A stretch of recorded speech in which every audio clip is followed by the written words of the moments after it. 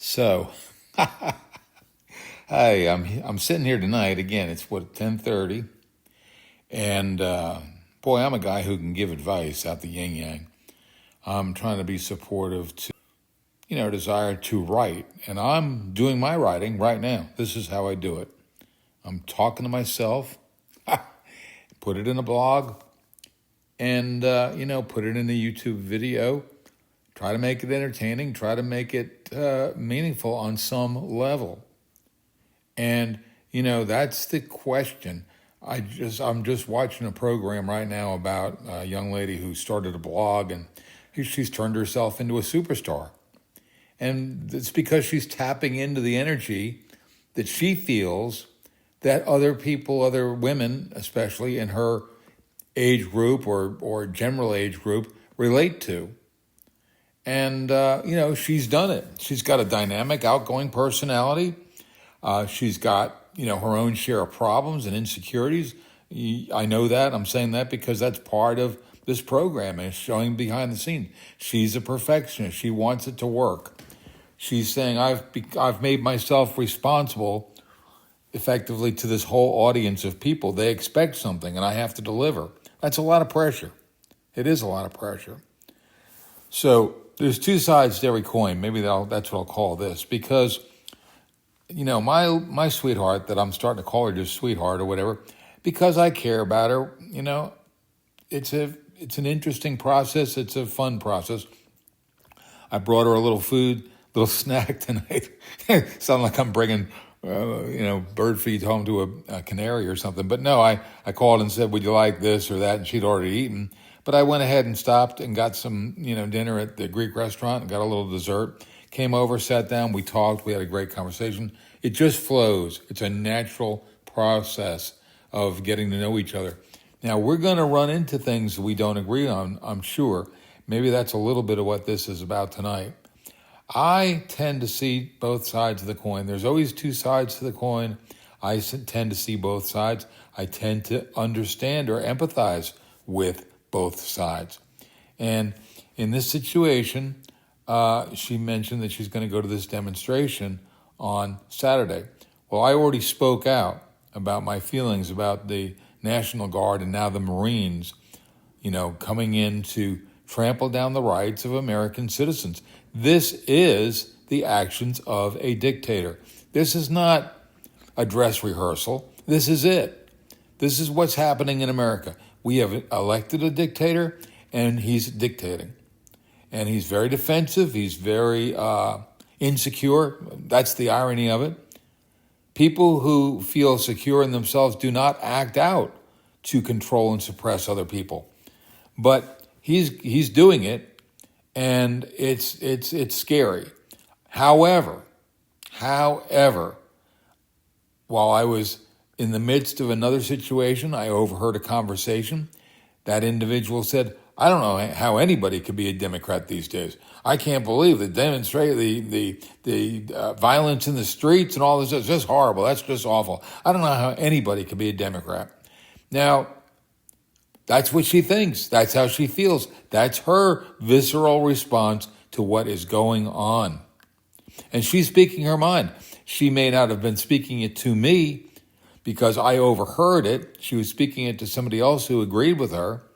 But my point is this: what are we doing, and why are we doing it? What do we want out of all this? We being, let's call us the liberals, versus let's call them the right-wing conservatives, because I think conservatism is no longer conservative. It's more radical. It's much more controlling and domineering. But liberalism is going in, its own too far direction. And what this individual was responding to was violence in the streets. And I read the headline, demonstrators setting fire to Waymos, these self-automated cars, to self-driving cars. Now, this is wrong. This is wrong. It's wrong. And however they justify it, they're burning the cars because of the cameras in there that they can, use those cameras against them. Look, stop. Please stop. This is how wars begin. When we were in school, we talked about the Boston Tea Party. There's always a beginning to whatever calamity ends up unfolding. There was a beginning to World War II, and I'm no expert. I'm not going to go down that road. My point is, it started somewhere, and it starts with sparks flying into violence, and then people being forced to take sides. And then some people on either side feel the need to act out. And next thing you know, you got a government saying, yeah, sign up and do this. Now, I don't want any part of that. I don't think that solves the problem. Now, how do we solve the problem? Hey, I don't know. I think we need to stand back and step back. We need to evaluate who we are. What is it that we want? What are we so damn upset about? Yes, they are trampling the rights of a certain, group of people in America. And that's very upsetting. And I already spoke about that. The fact that we would be using an agency to round up people and send them back to their country and treat them in inhumane manners. This is terrible. It's terrible. But is me running around downtown waving a sign going to change that? The sad truth of that is I don't think so. What it does do, it gets other people in the immediate vicinity upset as well. Are they upset for us or against us? Sadly, I think you're going to turn more people against us. And that's why I say think, stop and think before you act out on whichever side. And if we tend to be more pacifists, then be true to our nature. Be true to that passive nature. But don't claim to want peace or passivity or kindness and act out in violence. That's wrong. It's wrong. And, I hearken back to my friend, who I won't mention. Now I'm getting to where I don't even want to mention names. But, he wrote a book, and in that book he mentioned an incident, that I was there during that peace march in Atlanta. And some Yahoo, whatever you want to call him, threw a rock through a bank window. Now, he was upset because maybe he thought the banks were financing the war in Vietnam. I don't know. Everybody thinks they have a rational reason to do what they do that's actually irrational. If we are marching for peace, then be peaceful. And in that moment, I don't know how or why, but a cop was nearby me, and I said, hey, we want no part of that. That's not why we're here. Okay? And this guy who wrote the book said the very same thing. All right. Now, here we are with this person that I care about probably going to this demonstration. Now, we've been hanging out, we've been talking, I care about her, she cares about me, and we have very similar ideals and basic values. She's going to go to this demonstration. I've been to demonstrations. I've been to the last one. I may or may not go. That's why I'm talking to myself here, because what choice will I make? I'm going to say to her, do you want me to go with you? If she says, yes, I'd like you to come with me, then I'll go. I'll go for her. And if I go for her and with her, I will say to her as we go, we need to be careful. We need to be quiet. We need to be careful. We need to watch the mood of the crowd. We do not need to get trampled. We do not need to get in the fervor of this thing, because it can quickly get out of control. You get any crowd of people. I don't care if they're at the damn Beatles concert or, not Taylor Swift, James Taylor. In other words, the most peaceful concert in America could turn into chaos. There was that famous one at Altamont with the Rolling Stones. But any crowd can lose control. Any crowd. And therefore, don't be part of it. That's my opinion. Don't be part of it. If I want to protest, I'm going to protest like I am right here, with words. The pen is mightier than the sword. It really is. If used correctly, the pen is mightier than the sword. Now, the sword might cut off your fingers and stop you from talking, and that's what I'm afraid of. Yes, I have fears about that.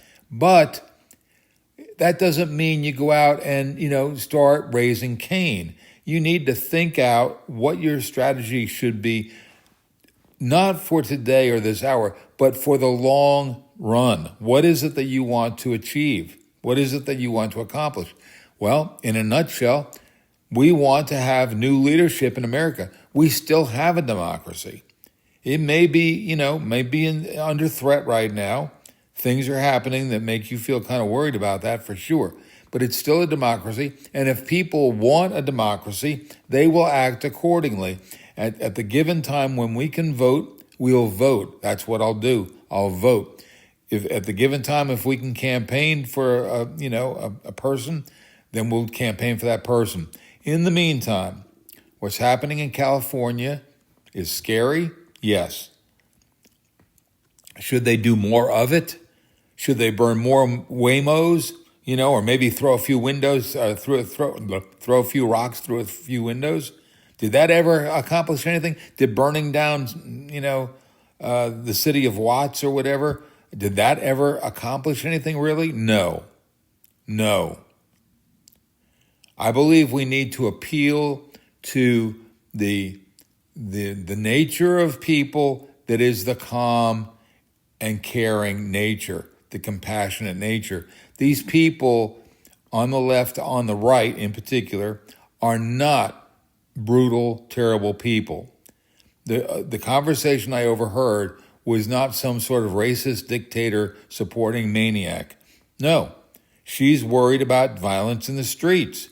People are worried about it. People want to, run their businesses. They want people to come in and buy their products. This is what people want. If we want to win the next election, let's just start with win people over. If we want to win people over, we need to demonstrate in a way that wins people over. And I think you have to be careful how you do that. And in that process, you have to be a symbol of what other people want to be. And what other people want to be is, they want to have their life in peace and harmony and happiness. They may have a different point of view, but nobody wants their families or their friends or their businesses hurt or destroyed. Nobody wants that. So don't do it to them. Don't justify it. Don't act out. That's my opinion. That's where I sit tonight. And what I'm going to say to this individual who I love, if you get to hear this, yeah, I love you. I love you. Well, why not? You know what I mean? You're a sweet person. But as much as I know you, you're just a sweet, sensitive, caring person. I know you mean well. Don't go down there and get hurt. Do not go down there and get hurt. Stay out of harm's way. If you go without me, I don't dictate your life either. You want to go with your friends and do this and feel comfortable in that role and doing that way, then do it. Please, but please be aware that other people can hurt you, whether intentionally or not. You don't want to get caught up in a crowd. So please be careful. And that'll be enough for tonight. Just be careful.